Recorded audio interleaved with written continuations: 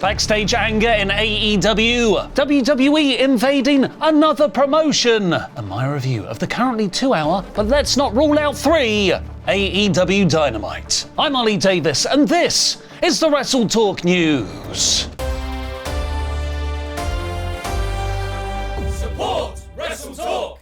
While AEW might have a Forbidden Door next month, WWE just converted the garage for a Forbidden Extension, as Bayley showed up at a post-Double or Nothing party to celebrate her friend Mercedes Moné's in-ring debut and TBS title win. But also more realistically, Tuesday's episode of NXT not only saw the surprise debut of former AEW star Ethan Page, it also had a shock appearance from current TNA Knockouts champion Jordynne Grace. And it wasn't just a shock for us, it was also a shock for the wrestler Grace interrupted, Roxanne Perez. According to Fightful Select, Perez specifically requested not to know who her opponent would be in order for her reaction to be as genuine as possible. That's Daniel Day-Lewis levels of method acting. Former NXT star Cesar Bononi has revealed he was the one keeping Grace and Ethan Page hidden from everyone, working out in the garage in his gym on the day. Fightful Select is reporting that Grace has signed on for 3 appearances in NXT, most notably challenging for Perez's NXT Women's title at June 9th's Battleground PLE, and for a fee in the 6-figure range. PW Insider has added, this relationship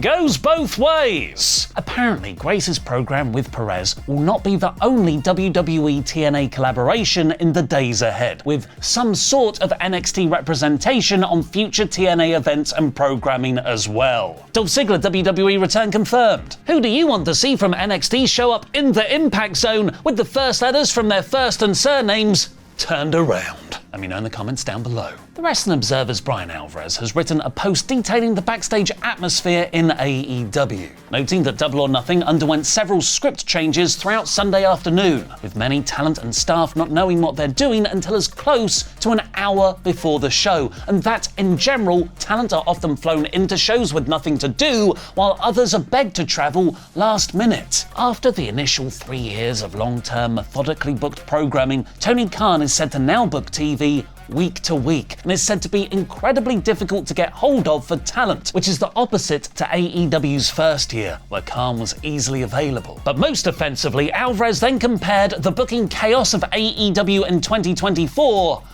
to WWE in 2019, which is serious. I rank that just as bad as 2000 WCW. It was noted that this is a heavily discussed topic by AEW wrestlers and staff all the time backstage, and now one name might have let their anger slip publicly. One of the matches announced for last night's Dynamite was former AEW Women's World Champion Saraya versus Mariah May. And as you'll find out in my review of that show, it didn't happen. It got advertised for next week's show instead. Potentially corroborating Alvarez's report, this change seems to have been made very late in the day, which might have prompted Saraya to tweet and then delete, "About to start really speaking my mind." I wonder how AEW can turn this around.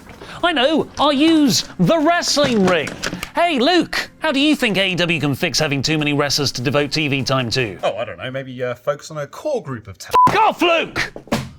Following several 3-hour AEW programming blocks, where Rampage had to be moved to play after either Dynamite or Collision due to scheduling around the NBA playoffs, CBS Sports asked Khan about whether he'd make Dynamite 3 hours long forever. Rather than dismiss the idea like I want him to, he instead said he's very open to doing more 3-hour blocking and says there is a good chance fans will see more. He cited being able to follow up on angles better, utilising more of the roster and telling more stories. This could be a negotiation tactic, letting Warner and any future TV suitors know that he's up for anything. Speaking of, now it's time for my review of AEW Dynamite in about 3 hours. The post-Double or Nothing episode began on a ring full of hot air. No, not a huge announcement from Tony Khan. I'm talking about balloons. It was for Mercedes Moné's TBS title win celebration, complete with a lot of this.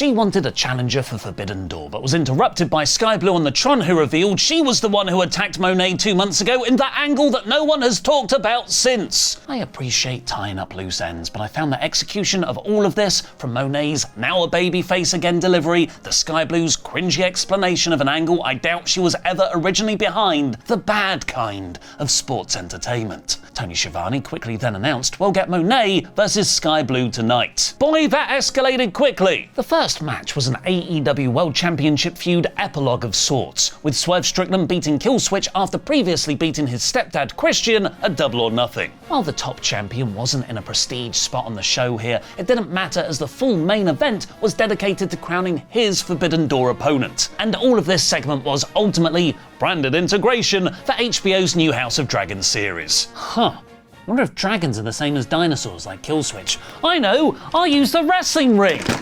Of course they're not the same bloody thing. Dinosaurs were a real living creature that went extinct millions of years ago.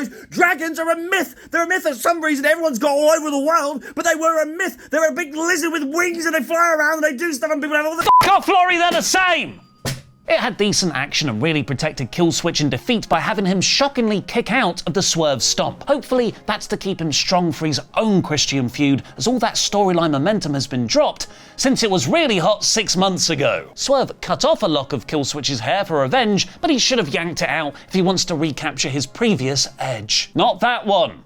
The son of a bitch has done it again. I don't even mind now. Suck me into the Jericho vortex. Suck it in, man! He's very wittily called his new in-ring promo segment TV Time, a direct response to everyone complaining how much TV time he's taking up. He hyped the crowd up to get a free t-shirt, then didn't give it to them, and introduced Brian Keith as part of his faction as the Bad Apple. So he's not just a hired mercenary like the Double or Nothing commentary speculated. Hook came down to interrupt, but Samoa Joe stopped him and whispered something in his ear, essentially officially making them an act and setting up a teacher and student versus teacher and students feud. I love Rocky Romero matches, so I didn't mind how predictable Jon Moxley beating him here was. It was very well worked, with Rocky focusing on Mox's injured left arm. Jericho should maybe take a look at Dom Phallus for what actual non-go-away heat is, because you could barely hear his promo from all the booing. He offered a Don Callis family contract to Orange Cassidy, but OC tore it in two. The newly heel Stokely Hathaway and Chris Statlander then answered for Chris's best friend that he accepts the contract, as Trent attacked Cassidy, bloodied him, and did the best friends hug with Don. This feud must continue. In kayfabe, I'm unsure if Don was always in cahoots with Trent, or if he just decided to choose him here. Either way, the motivation doesn't really work, considering how much Trent has lost. Monet then beat Sky Blue in 8 minutes, with 3 of those taking place in the commercial break. It was a decent match, but I would have preferred a lot more actually on TV time. CMLL's Stephanie Vecker, who was introduced in a video package earlier in the night, came out on the ramp afterwards, presumably setting up her versus Monet for Forbidden Door. In the biggest misfire of the episode, we then got a really good MJF video package, massively putting over the last year of his career with all the stats and achievements he accomplished, and then totally blueballed us by saying he'll return to Dynamite next week. He really should have been on this episode, heel or face, to keep the Double or Nothing momentum strong. The Elite had a fun heel segment next, mostly based around Okada being the heel we never knew we wanted so bad. First he told the crowd to shut up, bitches, a command so shocking the crowd started cheering for him, and then the Bucks revealed a sports car present they got him for Okada to do a totally over-the-top crying with happiness oh my god reaction, to then drop right back into deadpan again. In kayfabe, Okada's a sociopath. Unfortunately, the Bucks can't just give out presents to hard-working employees like they'd want to. They've got to make the tough decisions too, stripping the injured Adam Copeland of his TNT Championship and giving it to Jack Perry. They were interrupted by the recently fired Christopher Daniels, who revealed he's been rehired as the interim vice president, so he overruled the Elite on Tony Khan's request and declared the new champion would be decided in a ladder match. I'll just break down the kayfabe sequence of events of all of that for us. The Elite fired Daniels 2 weeks ago as a wrestler. He is back with the company. 2 weeks later, he has been rehired by Tony Khan as interim vice president. Why didn't Tony, in kayfabe, bring him back as a wrestler? We now have another authority figure with the confusing title, Interim Vice President. If that's a tongue-in-cheek joke, that only works if the rest of the kayfabe power structure is clear. Instead, I have no idea who has authority over what. And why can't Tony Khan just be vice president? I've seen that he's recovered from injury. He was running production on Sunday's pay-per-view. I'm not a fan of this. The Elite go to beat up Daniels, but the Acclaimed backed him up because baby faces. The main event, however, was hugely entertaining, especially because AEW now understand their own stipulation. After the fun but very confusing Casino Gauntlet match last month, everyone was on the same page here. It's a gauntlet match with entrances at timed intervals that can end at any moment via pinfall and submission. This also had the very substantial stakes of fighting Swerve for the AEW World title at Forbidden Door 2. Jay White, Pac, Will Ospreay and Claudio entered from AEW, CMLL was represented by Mystico and Hechicero, and New Japan got Shota Umino and Lio Rush. Not quite the stacked, credible pay-per-view main eventers I would have gone for, but one that produced a lot of insanely good in-ring action. And ultimately, the most over guy surprisingly and pleasingly won, with the international champion Ospreay pinning Orange Cassidy with a cutter. Yes, Forbidden Door should ideally have interpromotional matches. And yes, it feels very early in Will's AEW run and he's already got a belt. But something about this direction feels right, and most importantly, considering the last pay-per-view, unpredictable. This week's Dynamite is 71%. But what, I hear you ask, are the 10 worst finishers of all time? Click the video on the left to find out.